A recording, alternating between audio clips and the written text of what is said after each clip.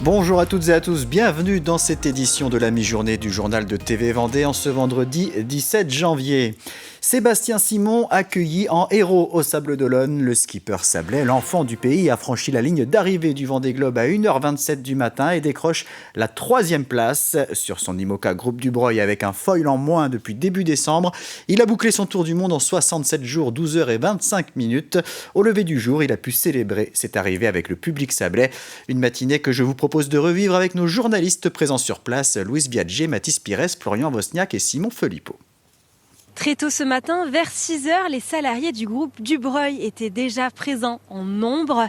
Ils attendaient avec impatience l'arrivée dans le chenal de Sébastien Simon. Ce matin, on a à peu près 230 collaborateurs qui sont ici, avec conjoints, avec enfants, sur la jetée pour venir accueillir Seb. Donc voilà, et vous avez des gens ici qui viennent des filiales de La Roche-sur-Yon, des Sables, d'un peu partout en Vendée, mais aussi des Deux-Sèvres, avec les filiales du pôle agricole. Voilà, et on rencontre même sur le chenal des anciens collaborateurs qui ont travaillé 18 ans dans le groupe. Je parlais à une dame juste avant, donc c'est vraiment un bel événement et on est tous ravis d'être présents ici. Côté mer, le Vendéen a remonté le chenal dans une ambiance survoltée.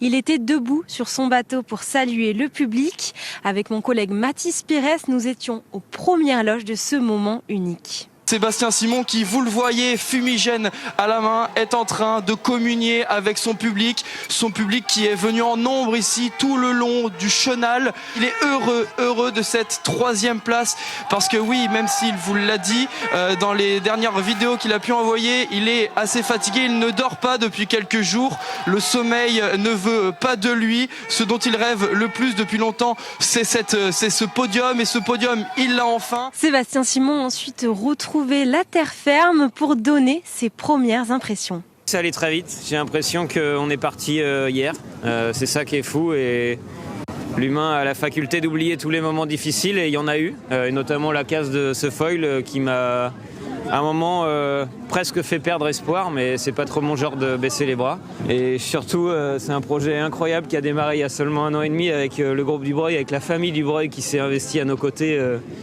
comme jamais, une équipe qu'on a montée ici au dernier moment sans avoir de locaux, sans avoir d'infrastructures, et pourtant un projet si ambitieux. Et aujourd'hui, ça va bien au-delà de nos objectifs qui étaient ceux de juste terminer le Vendée Globe, et on finit sur le podium. Et on a même été leader pendant, 9, 12 fois, je sais pas trop. Et c'est quelque chose de fabuleux, c'est une expérience extraordinaire. Et ça me donne qu'une seule envie, c'est de revenir dans 4 ans. Au moment de célébrer le podium du skipper, son partenaire Paul-Henri Dubreuil a donné ses premières impressions et il a déjà en tête le prochain Vendée Globe. Objectif officiel, c'était de finir. Après, moi je connaissais les qualités de Seb, on savait qu'on avait un bon bateau. Secrètement, on rêvait d'un top 10, mais là, 3e place avec un foil en moins depuis le 7 décembre, c'est exceptionnel. Seb a annoncé ses objectifs pour 2028, d'avoir un projet gagnant, donc on va tout faire pour l'accompagner et on verra jusqu'où on peut l'accompagner, mais c'est sûr qu'avec ce qui s'est passé là, on ne peut pas le laisser tomber maintenant. La journée va encore être longue pour le Sablé. Il fêtera ce soir sa 3e place avec ses proches. Et bien sûr, pour les prochaines arrivées, le village restera encore ouvert. Et il faudra attendre maintenant presque une semaine pour les prochaines arrivées de ce Vendée Globe. Le printemps du livre de Montaigu aura lieu cette année les 28, 29 et 30 mars. En amont de ce grand rendez-vous littéraire, la communauté d'agglomération Terre de Montaigu propose l'opération Le printemps du livre se balade. Du 18 janvier au 7 mars, des spectacles, des lectures, des rencontres ou encore des ateliers sont organisés dans les différentes communes du territoire. Et pour faire référence à Bernard Minier, parrain du printemps du livre, le polar est mis à l'honneur lors des différentes animations. Alors, le printemps du livre se balade, il est proposé puisque nous avons la volonté politique de faire de la culture de proximité. Et l'objectif dans ce printemps du livre se balade, c'est d'avoir des dates des dates de spectacles, de lecture, etc. Dans nos bibliothèques de chaque commune. L'idée aussi, par ce biais de ces animations dans nos bibliothèques et par le biais du printemps du livre se balade, c'est d'aller rejoindre aussi le printemps du livre, le salon. Le monastère de la Visitation à La Roche-sur-Yon est désormais propriété de l'ICES, l'Institut catholique de Vendée.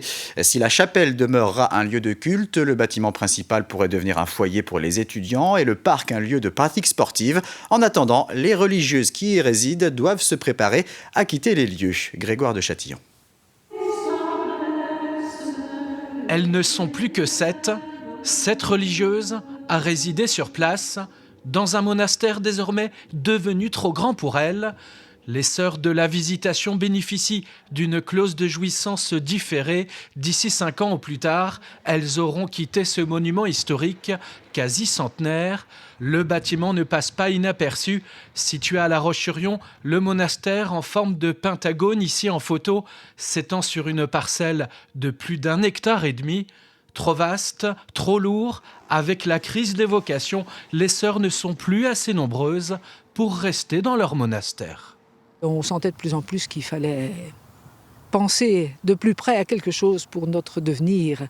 Mais oui, le manque de vocation se faisait sentir depuis déjà bien des années. Donc là, quand nous sommes arrivés, nous étions 26. Il était très bien, nous étions 26. Je ne peux pas vous dire que dans 2 ans, nous serons encore là. À la fin de l'année, est-ce qu'on sera parti? Une disait avant-hier, attendez, mais vous n'y pensez pas, il y a ceci, cela. Alors on la regardait. Non. Est-ce que ce sera à la fin de l'année prochaine? Est-ce que ce sera au début, au milieu de l'année? Nous ne savons pas. Mais nous n'allons pas faire durer pour le plaisir. Un parc clos de murs, un monastère avec une surface habitable de 2400 mètres carrés. Un départ en douceur pour ces sœurs, arrivées pour la plupart ici en 1997. Depuis 5 ans, de 14 sœurs, nous sommes arrivés à 8 sœurs et maintenant nous sommes 7 sœurs. Et alors la décision de quitter ce monastère a été plutôt un choix de raison. Je me dis que le Seigneur est partout, et que je trouverai bien un lieu pour, pour finir ma vie en quelque sorte. Je ne peux pas dire que ça me heurte de partir, que j'ai beaucoup de peine ou des choses comme ça. Ce qui me fait plus de peine, ce serait de quitter mes sœurs, voyez, avec qui j'ai été vraiment très habituée. Avant que les étudiants de l'ICES occupent le site, les sœurs pourraient bien alors tout ensemble se retirer dans un autre monastère de la Visitation. C'est la fin de cette édition. Je vous donne rendez-vous à 18h pour un nouveau point sur l'actualité. Très bonne journée sur TV Vendée.